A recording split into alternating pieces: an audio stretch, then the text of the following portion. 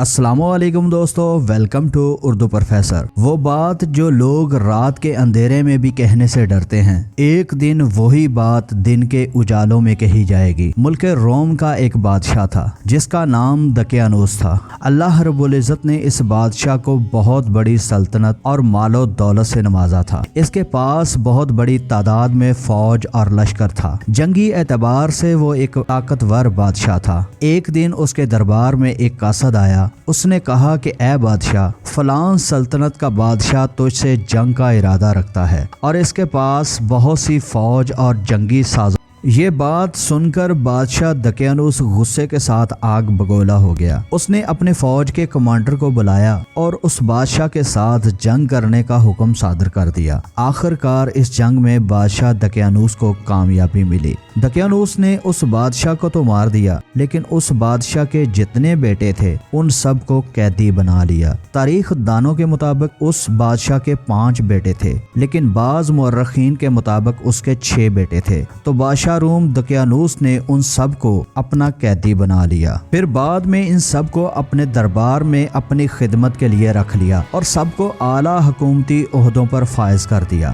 پس اللہ رب العزت نے ان احباب کو قرآن پاک میں اصحاب کہف کا خطاب دیا ہے۔ کہف سے مراد ہے غار والے۔ کہف عربی میں غار کو کہا جاتا ہے۔ اللہ رب العزت نے قرآن پاک میں سورۃ کہف میں ارشاد فرمایا ہے، کیا تو خیال رکھتا ہے کہ غار والے ہماری قدرت سے اچنبھا تھے؟ وہ جوان اس غار میں بولے، اے ہمارے رب، ہمارے کام کو درست فرما اور تدبیر کرنے میں ہماری مدد فرما۔ روم کا بادشاہ دقیانوس بہت ظالم تھا اور بت پرست تھا۔ اس وقت حضرت عیسیٰ ابن مریم علیہ السلام کی شریعت کا دور تھا، لیکن یہ ظالم بادشاہ عیسائیت کے پیروکاروں پر ظلم کرنے لگا اور کہنے لگا کہ میں خدا ہوں، میری اطاعت کرو۔ عیسیٰ ابن مریم علیہ السلام کے ماننے والوں کے لیے میری سلطنت میں کوئی جگہ نہیں ہے۔ لیکن اس وقت ایک خدا کو ماننے والے لوگوں کی جماعت رات کے اندھیرے میں تبلیغ و بیان جاری رکھے ہوئے تھی۔ یہ احباب اصحاب کہف بھی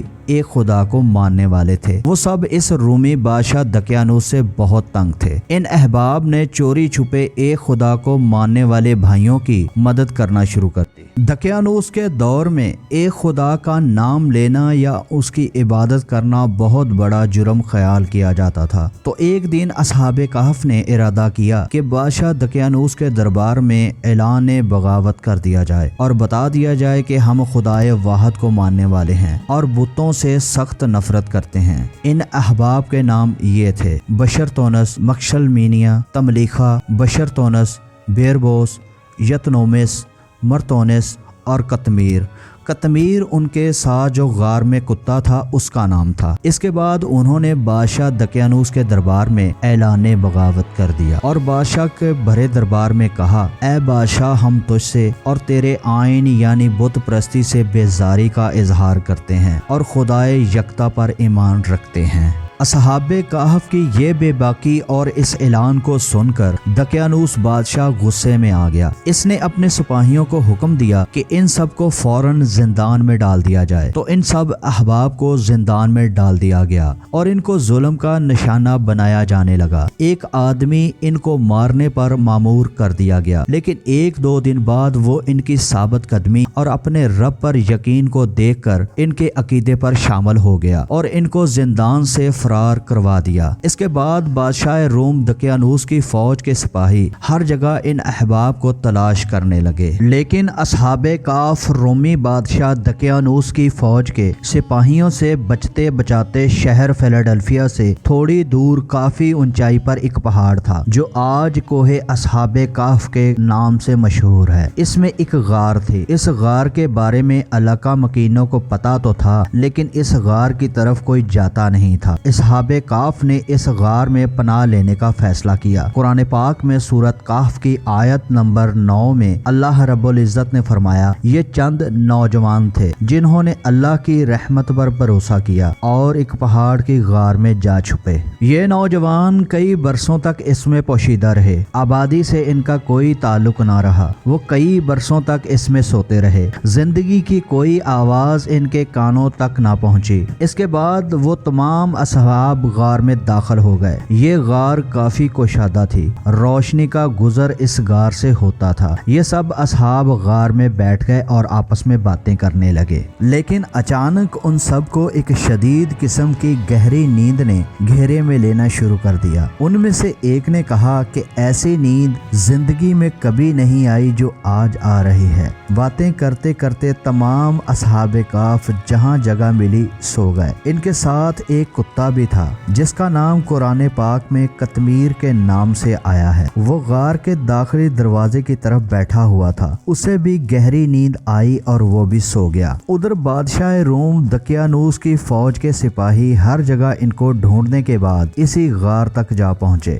دقیانوس بھی اپنی فوج کے ہمراہ تھا۔ وہ بہت خوش تھا کہ اس نے ان باغیوں کو ڈھونڈ دیا ہے، لیکن جب اس کے سپاہی غار کے اندر داخل ہوئے تو اللہ رب العزت نے دیکھنے والوں پر ایک زبردست ہیبت طاری کر دی۔ تمام سپاہی غار میں ان سب کو سوتا ہوا دیکھ کر لرزنے لگے۔ کسی بھی سپاہی کی جرأت نہ ہوئی کہ ان کے پاس جا سکے۔ غار کے اندر عجیب قسم کا سما تھا۔ اللہ تعالیٰ نے اصحاب کہف جو کہ اس وقت غار کے اندر سو رہے تھے، ان کے ارد گرد ہیبت اور عجیب قسم کی روشنی کا حصار کھڑا کر دیا۔ اب کوئی بھی ان کے پاس جاتا تو خوف ڈر کے مارے پیچھے کی طرف بھاگ جاتا۔ دقیانوس نے فیصلہ کیا کہ ان کو یہیں چھوڑ دیا جائے اور غار کا منہ بند کر دیا جائے۔ کئی سال گزرتے رہے، کئی زمانے بیت گئے۔ آخر کار اصحاب کہف نیند سے بیدار ہوئے تو ایک دوسرے سے پوچھنے لگے کہ ہم کتنا سوئے ہیں۔ ان میں سے ایک نے کہا پوری رات یا دن کا آدھا حصہ، لیکن حقیقت میں وہ لوگ 300 سال تک سوتے رہے، لیکن ان کو اس بات کی خبر نہیں تھی۔ پھر ان کو شدید بھوک نے ستایا، ان کے پاس کھانے کو بھی کچھ نہ تھا۔ پھر وہ ایک دوسرے سے کہنے لگے کہ کسی کے پاس کچھ رقم ہے تاکہ شہر فیلاڈلفیا سے کھانے کے لیے کچھ منگوا لیا جائے۔ ان میں سے ایک نے کہا کہ میرے پاس کچھ سکے ہیں۔ پھر اتفاق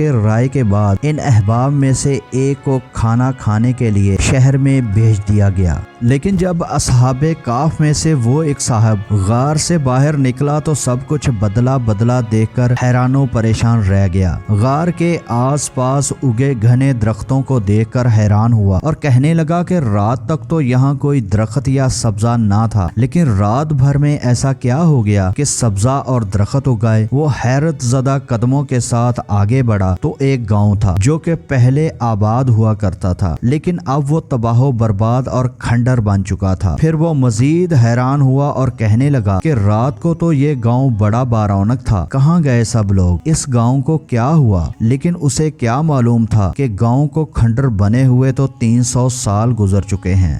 پھر وہ صاحب حیران و پریشان قدموں کے ساتھ آگے بڑھتا گیا۔ آخر کار شہر فیلاڈلفیا کے دروازے تک پہنچا تو وہ کیا دیکھتا ہے کہ شہر کے دروازے پر جہاں پہلے بت ہوا کرتے تھے اب وہاں مذہب عیسائیت کا نشان بنا ہوا ہے، اور شہر کے عین وسط میں ایک بہت بڑا گرجا گھر بنا ہوا ہے اور سبھی لوگ عیسائیت مذہب پر آ چکے ہیں اور خدائے واحد کی عبادت بھی کی جا رہی ہے۔ وہ یہ سب دیکھ کر بہت خوش تو تھا، لیکن اس کی حیرانگی کی انتہا نہ تھی کہ رات بھر میں ایسے کیسے ہو سکتا ہے۔ بادشاہ دقیانوس کہاں گیا؟ اس کی اتنی بڑی فوج اور لشکر کہاں ہے؟ اور سوچنے لگا کہ کل تک تو خدائے واحد کا نام لینا ایک جرم تھا، لیکن آج سرعام خدائے واحد کی تبلیغ اور عبادت ہو رہی ہے۔ اسی سوچ میں گم وہ آگے بڑھا تو ایک تندور نظر آیا تو اس نے سوچا یہاں سے باقی اصحاب کے لیے روٹی لے لی جائے۔ پھر اس نے تندور والے سے کہا کہ مجھے 8-10 روٹیاں دے دو۔ تندور والے نے اسے روٹیاں دے دیں اور رقم کا مطالبہ کیا تو اس نے اپنی جیب سے ایک سکہ نکال کر تندور والے کو دے دیا۔ تندور والا اس سکے کو بہت حیرانگی کے ساتھ دیکھنے لگا اور بولا کہ یہ کیا ہے؟ یہ تو آج کا سکہ ہے ہی نہیں۔ وہ کہنے لگا یہی تو آج کا سکہ ہے، یہ دیکھو بادشاہ دقیانوس کی اوپر تصویر بھی بنی ہوئی ہے۔ تندور والا ہنسنے لگا اور کہا کون بادشاہ دقیانوس، کون سا سکہ؟ اسی بحث و تکرار کے دوران 2 سپاہی پاس سے گزرے تو تندور والے نے اونچی آواز میں سپاہیوں کو مخاطب کرتے ہوئے کہا کہ دیکھو یہ اجنبی مجھے جعلی سکہ دے رہا ہے اور ضرور اس کے پاس کوئی پرانا خزانہ ہے۔ سپاہی اسے پکڑ کر موجودہ بادشاہ کے پاس لے گئے جو کہ ایک عیسائی تھا۔